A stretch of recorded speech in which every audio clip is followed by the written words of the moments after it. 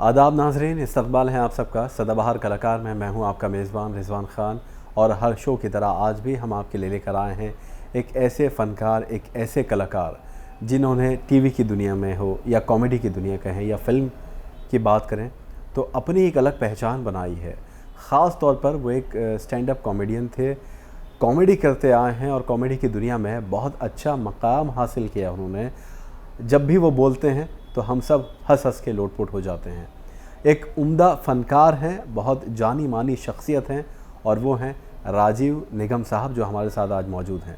सबसे पहले राजीव निगम साहब, मैं बहुत शुक्रिया अदा करता हूँ, आपका इस्तकबाल करता हूँ तहज़ीब टीवी पर कि ये मौका आपने दिया बातचीत करने का और आपकी ज़िंदगी के कुछ ऐसे अनछुए पहलू हैं जो हम अपने नाज़रीन के सामने, व्यूवर्स के सामने रखेंगे तो वो भी इम्प्रेस होंगे, इंस्पायर होंगे आपकी लाइफ से या आपके काम से।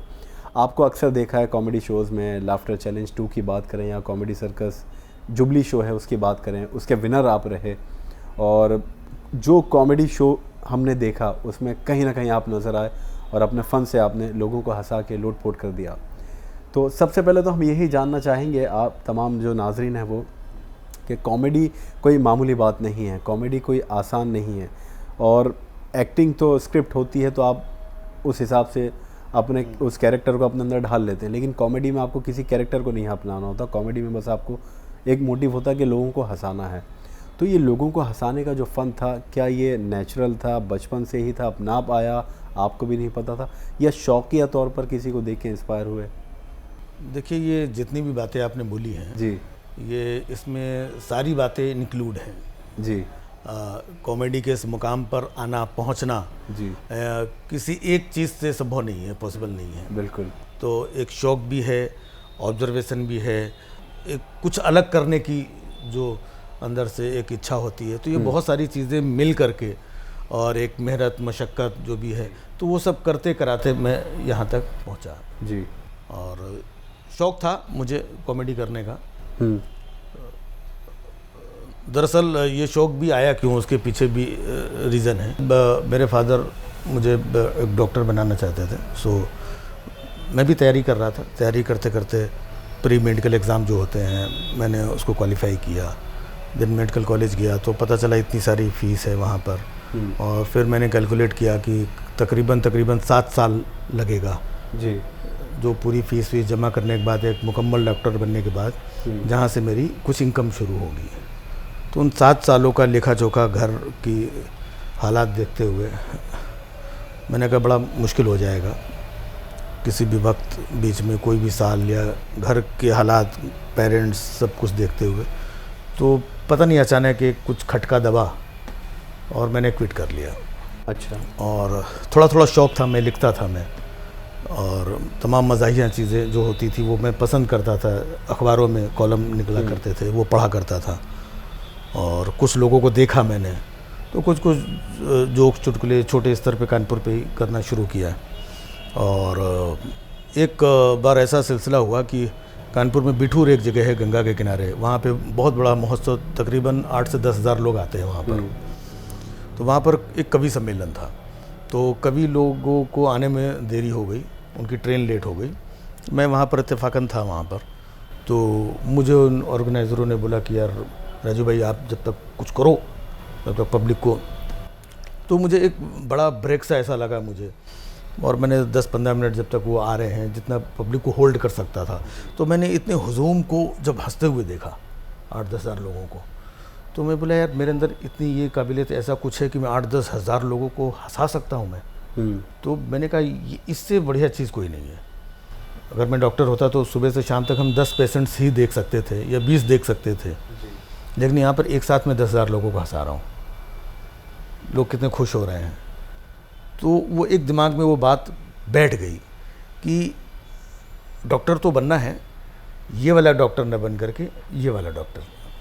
क्योंकि डॉक्टर की भी अल्टीमेटली सोच क्या होती है कि जो भी मरीज़ आया है उसको दवा पानी चीज़ें करके उसको ठीक करना, दुरुस्त करना, उसके चेहरे पे मुस्कान लाना है जी।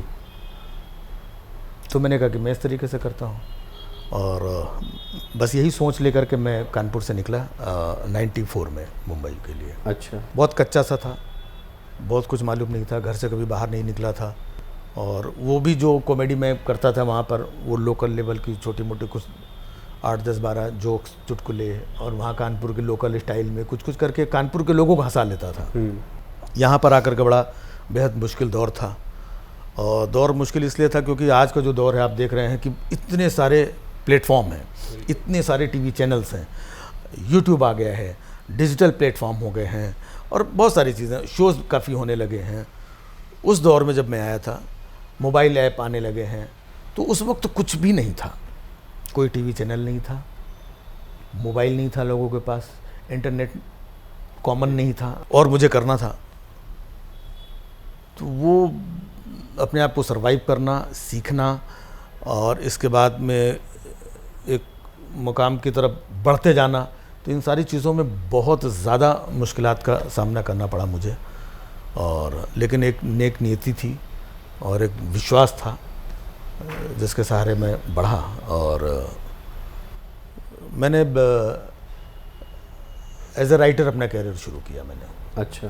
क्योंकि मेरे पास थॉट्स आते थे, मैं लिखता था, और उस वक्त मिमिक्री करने वाले बहुत सारे कलाकार थे, मतलब एक ढूंढो 10 लोग मिलते थे। तो जब मैं यहाँ पर काम मांगने के लिए जाता था ऑर्केस्ट्राओं में, तो बोलते थे किसकी किसकी मिमिक्री करते हो, तो मैं एक आधी आवाज़ें सुनाता था, तो पीछे से 2 लड़के और आते हैं कि बोले मैं भी ये कर रहा हूँ। वो शायद ज़्यादा अच्छी कर रहे थे, दूसरा उससे ज़्यादा अच्छी कर रहा था, कोई आवाज़ अच्छी निकाल रहा था। तो उस वक्त मैंने डिसाइड किया, हमने कहा आवाज़ निकालने वाले तो बहुत सारे लोग हैं जो पढ़े लिखे भी नहीं हैं, किसी गली मोहल्ले से आवाज़ निकाल सकता है कोई भी। तो मैंने कहा कि अगर मैं पढ़ा लिखा हूँ, ग्रेजुएट हूँ, और इतने जो एक्सपीरियंस है, तो मैंने कहा उसका इस्तेमाल करना चाहिए। और मैंने कॉमेडी को बजाय इसके मार्केट के जो जोक्स चुटकुले थे, मैंने क्रिएशन स्टार्ट किया, ऑब्जर्वेशन शुरू किया कि वहाँ से कुछ नई चीज़, कुछ यूनिक चीज़ निकाली जाए जी। तो वो निकाल करके, और वो दौर था उस वक्त ऑडियो कैसेट्स का दौर था। ऑडियो कैसेट्स के लिए मैंने स्ट्रगल किया, फिर एक ऑडियो कैसेट आया मेरा, दूसरा आया, तीसरा आया। 1 घंटे का ऑडियो कैसेट होता था, 60 मिनट्स, तो मेरे ऐसे 4 ऑडियो कैसेट्स आए, तो 60 मतलब ऑलमोस्ट 4 घंटे का कंटेंट। 4 घंटे का कंटेंट बहुत ज़्यादा होता है जी। देन उसी वक्त एक शो शुरू हुआ, मूवर्स एंड शेकर्स, जो शेखर सुमन साहब परफॉर्म करते थे। तो वो मैंने शो उस वक्त स्ट्रगल के दौरान, मैं कहीं किसी गली से गुजर रहा था, किसी के घर में टीवी चल रहा था, मैंने देखा, मैं कह रहा तो कुछ अच्छा सा लग रहा है। फिर दूसरे दिन भी, तीसरे दिन भी मैं इसे खिड़की से आते जाते देखा करता था। फिर मुझे लगा वो जो जोक्स चुटकुले सुना रहे हैं, मुझे लगा कि मैं इससे अच्छा कर सकता हूँ, लिख सकता हूँ मैं, और मैंने इससे अच्छे जोक्स लिखे हैं। तो मैं अपनी 4 ऑडियो कैसेट जो थी उनका माल मटेरियल दबा करके मैंने स्ट्रगल करना शुरू किया, पता करना शुरू। वो दौर में बहुत मुश्किल होता था कि किसका दफ्तर कहाँ है, कौन कहाँ मिलता है, किसकी शूटिंग कहाँ हो रही है। आजकल तो सब कुछ आसान है। बिल्कुल। तो महीनों जद्दोजहद के बाद मैं वहाँ तक पहुँचा, और पहुँचने के बाद मैंने अपनी चीज़ें सुनाई तो उनको बहुत अच्छी लगी। उन्होंने तुरंत अपनी टीम को बुलाया, बोले तो अपने को नया राइटर मिल गया, अच्छा है। तो नई नई जो चीज़ें थी, फ्रेश थी, यूनिक थी, ऑब्जर्वेशन था जो कि उस शो के लिहाज से उनको ज़रूरत थी उसकी, तो मैंने वहाँ से लिखना शुरू किया। और इत्तफ़ाक़न वो शो बहुत पॉपुलर हुआ, वर्ल्ड वाइड पॉपुलर शो था जी। तो एज राइटर अपनी एक पहचान बन गई, बजाय उसके जो मैं पहले कह रहा था कि मिमिक्री वाले बहुत सारे लोग थे, बट पढ़ा लिखा होने की वजह से मुझे लगा कि नहीं कुछ, तो वो स्ट्रगल मेरे को अच्छा नहीं लगता था, और एक अंदर से ज़मीर भी गवारा नहीं करता था, क्योंकि पढ़ा लिखा ऐसी फैमिली से कि मैं किसी से जाके काम मांगूं, और काम मांगने के जो तरीके होते हैं, टोटके होते हैं जो और लोग करते हैं, वो सब कंफर्ट नहीं फील होता था। एक रेस्पेक्ट वाले जोन में रहना पसंद था। तो एज ए राइटर वो रेस्पेक्ट वाले जोन में आ गया मैं। मुझे लोग राजीव जी, सर ऐसे करके बात करने लगे बिकॉज ऑफ राइटर। तो मैंने कहा ये सही है। नहीं तो स्ट्रगल के लिए जाता था, हाँ तू आया ना, तू फ़ोटो रख दे, मैं बताता हूँ तेरे को। तो वो तू तेरे, वो मेरे को बहुत बुरा लगता था, या तू फिर आ गया। तो मैंने कहा यार ये तो एकदम मतलब क्या है। शुरुआत में 1-2 बार बड़ी झिझकते हुए इधर उधर गया काम मांगने, और हिम्मत भी नहीं पड़ती थी। फिर ये तू तपाक बहुत बुरा लगता था। तो मैंने राइटिंग को अपना कैरियर बनाया। मूवर्स एंड शेकर्स के बाद उस दौर में जितने भी कॉमेडी शोज़ आते थे, फिर अर्चना पूरन सिंह के शोज़ आते थे 2 उस वक्त, वो भी स्टैंड अप टाइप के थे, कॉमेडी शो थे, वो लिखना शुरू किया। मार्केट में किसी तीसरे का शो चालू होता था, तो एज ए राइटर अंदर अंदर काफ़ी नाम और ये हो गया। तो किसी का कोई भी शो चालू होता था तो मुझे लोग बुलाते थे एज ए राइटर। पैसे भी मिलने लगे और रेस्पेक्ट भी मिलने लगी, तो वो चलता रहा सिलसिला। लेकिन अंदर से जो एक था कि परफॉर्म करना है, वो कहीं बीच बीच में शेखर जी के साथ में मैं छोटे छोटे गैग्स वैग्स परफॉर्म करता था। देन करते करते मैंने कहा लिखते रहो, करते रहो, आएगा दौर, आएगा समय आएगा। बहुत स्ट्रगल संघर्ष के बाद फिर एक शो आया 2005 में, 94 से 2005, तकरीबन 11 साल एज ए राइटर स्ट्रगल ये करते हुए लाफ्टर चैलेंज जी 2005 में एक शो आया। तो उस वक्त मैं काफ़ी मशरूफ़ था अपने बहुत सारे कामों में, लिखने में, राइटिंग में। तो मुझे मालूम हुआ कोई एक ऐसा शो आ रहा है, तो कुछ जो लोग उस शो में पार्टिसिपेट कर रहे थे, तो कुछ लोग मेरे पास आए, बिकॉज एज ए राइटर लोग मुझे जानते थे कि ऐसा ऐसा शो आ रहा है, प्लीज़ आप मेरे लिए कुछ लिख दीजिए। तो मुझे मज़ा आता था, तो मैंने कुछ लोगों के लिए कुछ ऐसे लिखा जो कंटेस्टेंट थे।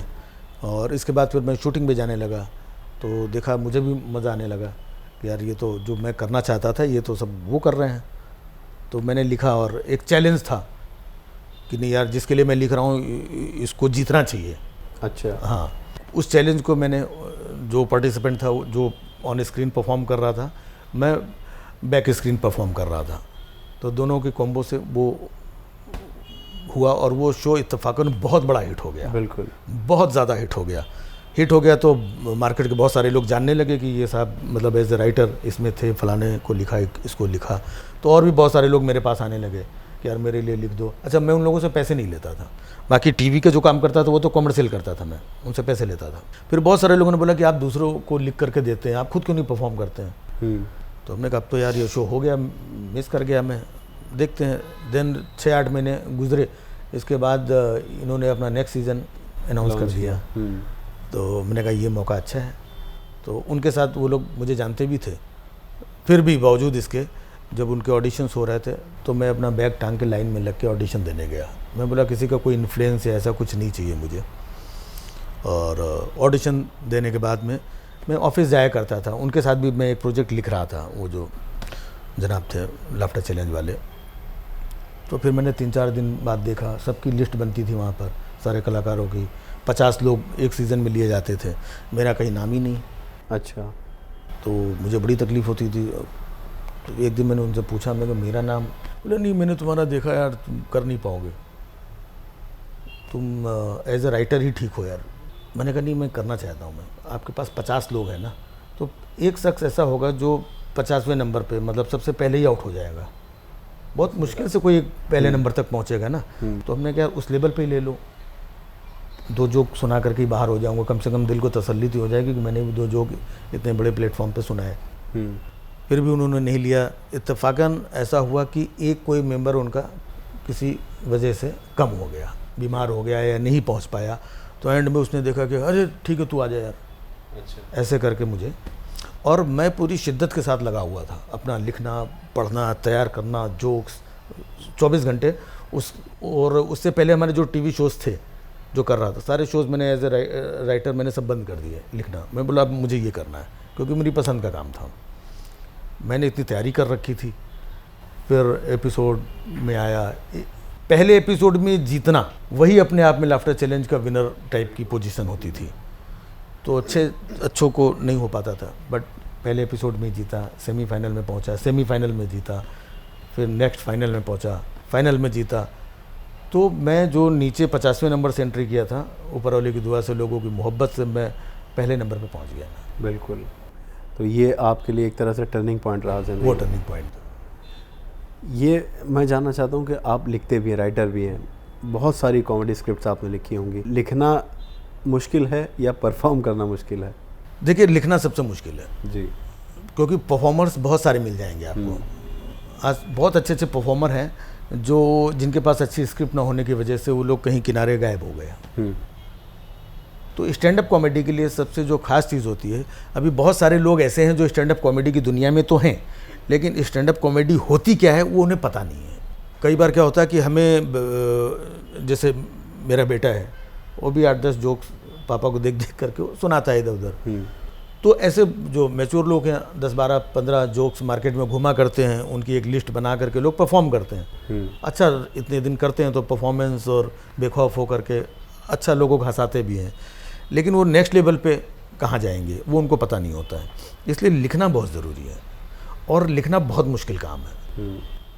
तो वो एक ऊपर वाले की दुआ करम जो भी रहा कि मैं परफॉर्मर शुरुआत में उतना तगड़ा नहीं था, उतना स्ट्रॉन्ग नहीं था, मुझसे ज़्यादा स्ट्रॉन्ग परफॉर्मर और दूसरे थे, बट मैं अपने कंटेंट से सरवाइव करता चला गया। हर बार कुछ नया लाता था, हर बार कुछ नया लिखता था, तो मेरे कंटेंट से लोग मुझे खड़ा कर लेते थे।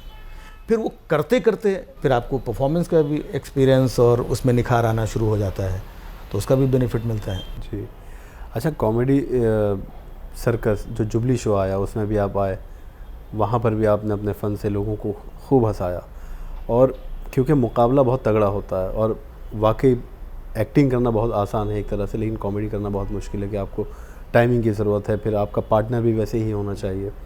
तो उस लिहाज से क्या रिहर्सल्स आप करते हैं या आप मतलब जिसको एक्सटेम्पोर कहते हैं हम, क्या आपको पता है कि क्या बोलना है? या नहीं, रिहर्सल्स तो वहाँ पे कॉमेडी सर्कस में रिहर्सल करनी पड़ती थी। मैंने स्टैंड अप के जो शोज़ थे उसमें कभी रिहर्सल मैंने उतनी नहीं की, बिकॉज उसमें कॉमेडी सर्कस में आपका एक पार्टनर भी होता है, उसको लाइन देना है, उसको क्लू देना है, प्लस उसकी टाइमिंग चाहिए होती है, तो वहाँ पे रिहर्सल करनी होती थी। मेरे इत्तेफाकन मेरे जितने भी पार्टनर थे सब मेरे साथ बहुत ज़्यादा कंफर्ट थे, उनको मज़ा आता था, क्योंकि बाकी जो दूसरे जो कलाकार थे बहुत सारे लोगों को स्क्रिप्ट लिख करके मिलती थी, मैं अपनी स्क्रिप्ट खुद लिखता था, तो उससे मेरे जितने पार्टनर थे वो खुश रहते, उनको लगता था कुछ ना कुछ अच्छा करेगा, और हर बार अपने को standing ovation 10 out of 10 marks वगैरह ऐसे मिलते रहते थे।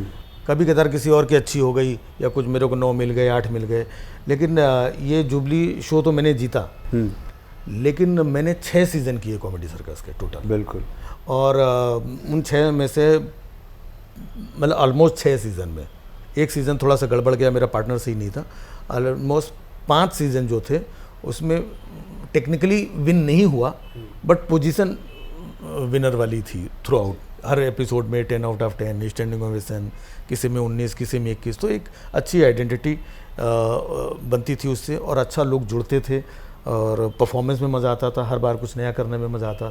तो कॉमेडी सर्कस में काम करने में काफ़ी एक मज़ा आया और पहचान भी मिली उससे। जी। अच्छा, ये भी है आपके बारे में कि क्योंकि बहुत क्रिएटिव थिंकर हैं आप एक तरह से, और क्योंकि एक दौर था जब आपने बताया कि ऑडियो कैसेट्स आपके रिलीज़ हुए और वो मशहूर हुए, वो एक कॉमेडी का तरीक़ा बिल्कुल अलग था। आज की डेट की अगर हम बात करें, जैसे जैसे दौर गुजरता गया तो कॉमेडी का स्टाइल भी बदलता गया, लोगों का टेस्ट भी बदलता गया, उस हिसाब से आपने अपने आप को ढाला, क्योंकि आप उस ज़माने से कॉमेडी कर रहे हैं जब ऑडियो कैसेट्स की आप बात कर रहे हैं। आज के दौर में स्टैंड अप कॉमेडी हो या कॉमेडी सर्कस की बात करें, या अब यूट्यूब के लिए बहुत सारी कॉमेडी ऐसे कंटेंट बनता है, हर पैटर्न पे आपने कॉमेडी की और हर चीज़ में आपको कामयाबी दी ऊपर वाले ने। तो ये कैसे आप सोचते हैं कि मतलब कि कुछ डिफरेंट करना है, यूनिक करना है, ये आइडियाज़ कहाँ से आते हैं? ये देखिए, आपको हमेशा ऑन रहने की ज़रूरत होती है। जी। कई बार हम अपने साथी कलाकारों से सीखते हैं, आसपास के लोगों से सीखते हैं कि एक दौर था आज से 10-12 साल पहले फलाने साहब ये शो पे आए तो एकदम छा गए थे, और आज वो कहीं नहीं है, तो क्यों नहीं है? वो हमारे साथी कलाकार हैं वो, तो क्यों नहीं है? क्योंकि वो 10-12 साल से वो एक ही चीज़, जिस चीज़ से वो पॉपुलर हुए थे, जो उन्होंने पहले शो में किया था, आज भी वो ऑलमोस्ट वही कर रहे हैं। तो लोग सुन सुन के बोर हो गए, वो भी कर कर के बोर हो गए। अभी नया शो तो किसी टीवी शो में या ऑडियंस के सामने तो लोग बोलते हैं कुछ नया चाहिए, तो नया नहीं दे पाए वो लोग। तो मैंने उनसे ये सीखा कि भाई कुछ नया हमें करते रहने की ज़रूरत है। ऑडियो कैसेट किया, ऑडियो कैसेट के बाद मैंने एज ए राइटर काम किया, तो भले एज ए राइटर मैं लिखता था, बट लिखना भी एक परफॉर्मेंस थी। डे टू डे में मैं उसमें काफ़ी कुछ नया नया करता था। देन लफ्टर चैलेंज आया, उसमें काफ़ी कुछ नया किया, कॉमेडी सर्कस में काफ़ी कुछ नया किया, दूसरे बहुत सारे शोज़ किए। देन अभी डिजिटल का ज़माना आ गया, तो इसमें बहुत सारे नए लोगों को मैंने देखा जो आज के यूथ कि किस तरीके से परफॉर्म कर रहे हैं। उनको टेलीविज़न की ज़रूरत ही नहीं है, वो अपने लाइव शोज़ परफॉर्म करते हैं और उसके बाद उनके वीडियोज़ आते हैं, और वीडियोज़ उनके इतने हिट होते हैं, इतने लाइक्स मिलते हैं, इतने व्यूज़ मिलते हैं उससे। वो तो मैंने कहा ये भी एक अच्छा है, और टेलीविज़न पे स्टैंड अप का काम ऑलमोस्ट ख़त्म हो गया है। जी। तो जब टेलीविज़न पे स्टैंड अप का काम ही ख़त्म हो गया है, आप कितने भी बड़े स्टैंड अप कॉमेडियन हो, आप कहाँ परफॉर्म करेंगे फिर आप? लिहाजा ये जो प्लेटफॉर्म मिला है, उस प्लेटफॉर्म से आपको अपने आप को मैच करना पड़ेगा, थॉट लेवल पे अपग्रेड होना पड़ेगा। तो उन सारी चीज़ों को ऑब्जर्व करते हुए, अपग्रेड करते हुए मैं यहाँ तक पहुँचा, audio cassette, writing, then laughter challenge, comedy circus और बहुत सारे शोज़ करते हुए मैं डिजिटल प्लेटफॉर्म पे आज मेरा एक शो है जी, बहुत हुआ सम्मान नाम से मेरा शो चलता है और बहुत पसंद करते हैं लोग। मिलियन व्यूज़ होते हैं उसके तो माशाल्लाह। हाँ जी, तो बस वही एक ईमानदारी के साथ काम की शुरुआत की थी और मुझे पता भी नहीं था कि इतना ज़्यादा अच्छा रिस्पांस मिलेगा। तो मज़ा भी इसलिए आता है क्योंकि टेलीविज़न पे बहुत सारे क्या कहते हैं, डिवाइडर्स होते हैं, ब्रेकर्स होते हैं, तो उनको हर्डल करके इनको सुनाइए उनको सुनाइए, फिर कुछ चैनल अपनी पसंद से चॉप कर देगा, काट देगा, फिर कोई आके सजेस्ट करता है ये मत करो ये करो, तो कई बार मन नहीं भी होता है तो भी उनकी माननी पड़ती है। तो ये एक प्लेटफॉर्म ऐसा था जहाँ पर आप खुल के कर सकते थे जो आपको करना है। मुझे किसी को बताना नहीं, किसी को सुनाना नहीं है, किसी की रजामंदी की ज़रूरत नहीं है। तो ये किया और इसको लोगों ने पसंद किया। वही मैं अपने तमाम दूसरे साथी कलाकारों से कहता हूँ कि जैसे जैसे दौर आगे जा रहा है, अपने आप को डालो, कन्वर्ट करो, आप परफॉर्मर हो, ऑब्जर्व करो। कोई महीने में 4 वीडियो डालता है, तुम 4 महीने में 1 वीडियो डालो, इतना तो कर ही सकते हो जी। हाँ, तो जो लोग कर रहे हैं वो लोग आगे आ रहे हैं जी। तो ये एज अ राइटर हो या एज अ परफॉर्मर हो, ऑब्जर्वेशन कितना ज़रूरी है? आप समझते हैं कि ऑब्जर्वेशन का जो वो एक कला, ये कुदरती है, हर किसी के पास वो ऑब्जर्वेशन पावर होता नहीं है, और कॉमेडियन के लिए या राइटर के लिए बहुत ज़रूरी होता है कि उसका ऑब्जर्विंग पावर जो है बहुत स्ट्रांग होना चाहिए। देखिए ये क्या होता है कि जैसे आप क्रिकेट की दुनिया में देखें अगर आप, तो सचिन तेंदुलकर ने तकरीबन 20 साल से ज़्यादा खेला।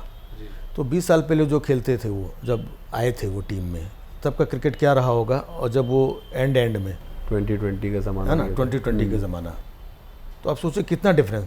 उन्होंने अपने आप को हमेशा रोटेट किया, अपडेट किया, इसलिए वो 20 साल चल पाए। आज की बैटिंग स्टाइल अलग थी, तो बड़े मैदानों में कैसे खेलना है, बड़े मैचेस में कैसे खेलना है, प्रेशर को कैसे हैंडल करना है जी, है ना, रन रेट को कैसे मेंटेन रखना है, तो वो सारी कैलकुलेशन के साथ चलना पड़ता है।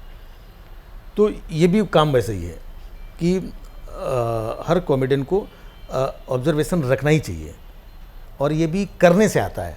आज कितना भी बड़ा क्रिकेटर हो, विराट कोहली इतने सेंचुरीज मारते हैं, इतना अच्छा परफॉर्म करते हैं, बट फिर भी वो नेट प्रैक्टिस करते हैं। हर मैच के पहले वो पसीना बहाते हैं नेट पे। ऐसा नहीं है कि ऑस्ट्रेलिया खेलने चले गए और डायरेक्ट वो फ्लाइट से उतरे और ला भाई बैट किधर है, हाँ चल भाई फेंक, नहीं, 4 दिन पहले जाते हैं, नेट पे प्रैक्टिस करते हैं, पसीने बहाते हैं, वहाँ के माहौल में एडजस्ट होते हैं। तो उसका एक प्रोसेस है, तो इसका भी एक प्रोसेस है। तो ये प्रोसेस करना ही पड़ेगा आपको। अगर आप ये नहीं करेंगे तो फिर वंडर बॉय जो होते हैं 1-2 मैच 4 मैच में अपनी काबिलियत से आते हैं, खेलते हैं, इसके बाद गायब हो जाते हैं, टिक नहीं पाते। इसलिए राजीव निगम अब तक माशाल्लाह 20 सालों से टिके हुए हैं तकरीबन, और आगे भी टिके रहे हैं, 25 सालों से टिके हुए हैं, और हमारी तो ये दुआ है और कामना है आपके लिए। मैं फ़िल्मों की बात करना चाहता हूँ कि फ़िल्मों में भी आपने हाथ आजमाए, फ़िल्मों में भी आपको मौके मिले।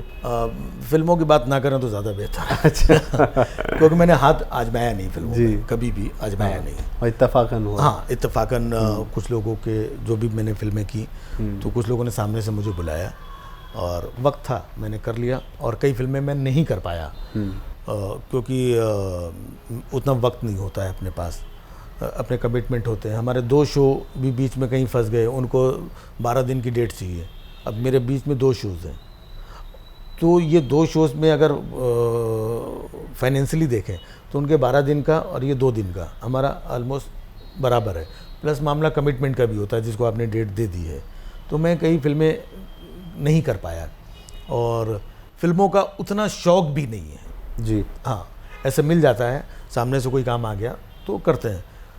शौक इन द सेंस कि ये जो मैं कर रहा हूँ स्टैंड अप कॉमेडी, ये अपने आप में एक मुकम्मल काम है। बिल्कुल। इसमें ऑब्जर्व करना, इसमें लिखना, लिखने के बाद क्लीन करना, प्रिपेयर करना, फिर परफॉर्म करना, पूरा एक प्रोसेस है। पूरा एक प्रोसेस है। फिर ये प्रोसेस आपको नेक्स्ट डे फिर करना है, नेक्स्ट वीक फिर करना है, नेक्स्ट मंथ फिर करना है। तो ये अपने आप में फुल टाइम जॉब है। जब आप फुल टाइम जॉब के हिसाब से लिहाज से करते हैं इसको, तो फिर जा कर के आपको मार्केट से, दुनिया से, दर्शकों से वो आपको रिस्पांस मिलता है। बिल्कुल। तो तो ये पूरा अपने आप में एक काम है। तो ये अपने काम को मुकम्मल दुनिया को छोड़ करके इधर उधर भागने की ज़रूरत महसूस नहीं करता हूँ मैं जी।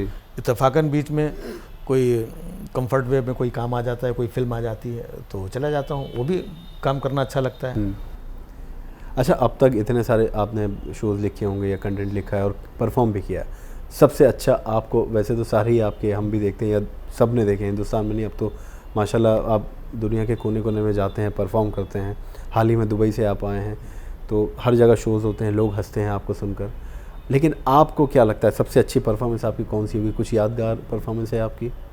देखिए, कई परफॉर्मेंसेस ऐसी हैं जो मुझे याद हैं और लोगों को याद हैं, लेकिन मेरे लिहाज से जो यादगार जो परफॉर्मेंस कही जानी चाहिए किसी की भी जी, उसके पीछे बहुत सारे पहलू होते हैं। क्योंकि मेरा ये शो भी लोगों ने लाइक किया, ये वीडियो भी लाइक किया, ये भी किया, वो एपिसोड भी, कॉमेडी सर्कस भी, ये भी, बहुत सारी चीज़ें लाइक की। लेकिन एक चीज़ ऐसी होती है जिससे आप लोगों को हंसाते हैं, गुदगुदाते हैं, प्लस सोचने पे मजबूर करते हैं। प्लस अगर आपकी इसी कॉमेडी से, इसी लेखनी से अगर समाज में, सोसाइटी में कोई बुराई चीज़, कोई ऐसी चीज़ है जिसमें अगर थोड़ी सी भी तब्दीली आ गई तो या लोगों ने उन 2 लाइनों को अप्रिशिएट कर दिया कि नहीं यार ये बड़ी आपने दिल छू लेने वाली बात कही है, तो कॉमेडी सिर्फ हंसाना गुदगुदाना ही नहीं है मेरे लिहाज से। वो ये एक बहुत बड़ी जिम्मेदारी का काम है कि हंसाना भी है, गुदगुदाना भी है, उसमें कुछ अच्छी बातें भी करनी है और उससे कुछ मैसेज निकल करके सोसाइटी में कुछ अच्छा मैसेज जाता है, कुछ अच्छी चीज़ें आप कन्वे कर पाते हैं। और थोड़ा बहुत भी चेंजेस अगर कुछ हल्का फुल्का आ गया तो उस चीज़ को मैं यादगार मानता हूँ। मैंने हालांकि आज का दौर भी बड़ा मुश्किल भरा दौर है, वो इसलिए क्योंकि आजकल पहले से ज़्यादा लोग सेंसिटिव हो गए हैं। बिल्कुल। लोग आजकल लोगों की भावनाएं बड़ी जल्दी आहत हो जाती हैं, इतनी कमज़ोर हो गई भावनाएं जी। तो किसी भी चीज़ में घर बैठे ही आदमी, नहीं मैं तो इस चीज़ में बुरा मान गया, जाओ किसी भी चीज़ में बुरा मान लेते हैं। लेकिन ये दौर है, हर तरीके के है। मेरी परफॉर्मेंस में, दूसरों की परफॉर्मेंस में कुछ लोग पसंद करते हैं, कुछ लोगों को नहीं समझ में आती है, तो होते हैं। तो मंदिर में न मज़ारों में न नफ़रत की दीवारों में खोजो अपना अपना दिल, वो रहता है हम सारों में। वाह। तो मतलब कॉमेडी के साथ साथ एक ऐसा पैगाम जो लोगों के दिलों को बदलने की कोशिश करे, तो इसमें बहुत सारा अप्रिसिएशन मिला और शायद कहीं लोगों ने कहा कि नहीं इस तरीके के माहौल में तब्दीली लोग सुनेंगे और आपको इतना सैल्यूट किया मुझे बहुत सारे लोगों ने। पूरा वाकया मैं तो दिल खोल करके आपके सामने कह रहा हूँ, मंच पे सुनाता हूँ, स्टेज पे सुनाता हूँ, वीडियो मेरा पड़ा हुआ है। फिर कुछ लोग आते हैं कि अरे आपने ऐसा कैसे बोल दिया, वैसा कैसे बोल दिया, इसके बारे में क्यों नहीं। मैंने किसी का इसमें कुछ अच्छाई बुराई तो मैंने की नहीं, सिर्फ एक ये कि समाज, सोसाइटी, अपना मुल्क, अपना वतन जिससे हमें मोहब्बत है, कोई भी 2 लोग या किसी को भी तकलीफ़ है तो तकलीफ़ किसी को नहीं होनी चाहिए, सब कुछ शांति अमन होना चाहिए जी। बहुत अच्छा लगा आपसे मुलाकात करके और वाकई में एक जिस तरीके से मैंने बहुत सारे इंटरव्यूज़ या ऐसे मुलाकात के जो कार्यक्रम किए हैं उनमें से ये बिल्कुल मुझे बहुत अलग तरीके से लगा और आपकी अदायगी भी बहुत अच्छी है। बहुत शुक्रिया। और आपके साथ इंटरेक्शन बहुत अच्छा लगा। चलिए, बहुत शुक्रिया। हम भी आपका तहे दिल से शुक्रिया अदा करते हैं कि इतना वक्त आपने दिया। तो ये बहुत मशहूर कॉमेडियन हिंदुस्तान के राजीव निगम साहब हमारे साथ मौजूद थे, जिनको आपने सुना, और ऐसे ही कॉमेडी करते रहें, हमारी दुआ है ऐसे ही कामयाबी, कामरानी की सीढ़ियाँ चढ़ते रहें और मंजिल अपनी पाते रहें, आप सबको एंटरटेन करते रहें और हंसाते रहें, क्योंकि ये बहुत मुश्किल काम है और बहुत नेक काम है, क्योंकि जज्बात के साथ खिलवाड़ तो बहुत लोग करते हैं। तो आप इनके वीडियोस भी लाइक कीजिए, यूट्यूब पर इनका अपना चैनल है, वीडियोस आते हैं, आप सब्सक्राइब कीजिए और राजीव निगम साहब को सुनते रहिए, हंसते रहिए। तो एक बार फिर से बहुत बहुत शुक्रिया सर आपका। Thank you so much. तो अगले शुमारे में आपसे मुलाकात होगी किसी और शख्सियत के साथ, सदाबहार कलाकार में। अब हमें दीजिए इजाज़त, आप रखें अपना ख्याल। आदाब।